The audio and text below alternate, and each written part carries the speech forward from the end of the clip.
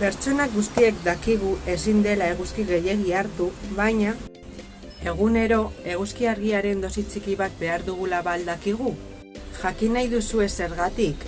Eguzkiaren erradiazioak gure larruazalean jardutea behar dugu gorputzak modu naturalean bitamina D ekoizteko. Noski, hurrengo galdera hau da. Zer garrantzi du honek? D vitaminarik gabe, gure organismoak elikagaien bidez jasotako kaltzioa ezin du ongi aprobetxatu. Beste era batera esan da, naiz eta gure dietaren bidez kaltzio nahikoa hartu, D vitamina falta badaukagu, zati handi bat galduko genuke. Horrek beste galdera batera eramaten gaitu. Ezin dugu jan D vitamina? Bai. Elikagaiak, erraiak edo arrain urdinak aberatsak dira.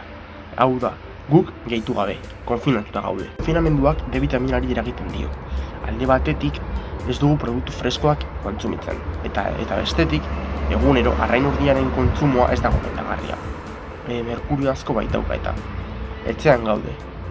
Ez dugu eguzki argirik jasotzen. Konponbidea erraza da, egunero leihoetan, balkoietan, terrazetan eta barretan minutu batzuk igarotzeaz arduratu behar dugu.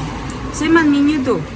Udazkenean neguetan eguzki irradiazioa ahulduagoa da eta tapatuagoa goaz.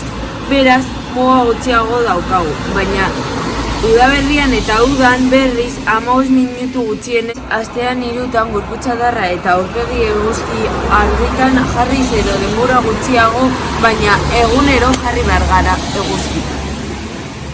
Pertsona guztiek era berdinean behar dugu, bai, denok behar dugu, baina zenbait biztanle taldek arreta berezia jarri behar dute.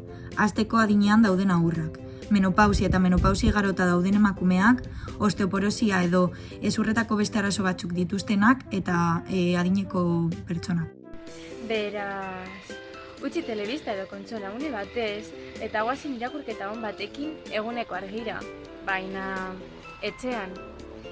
Bilboko Gurutze Gorriko Institutuaren mezua da. Eguzkia hartu eta etxean gelditu. Eskerrik asko.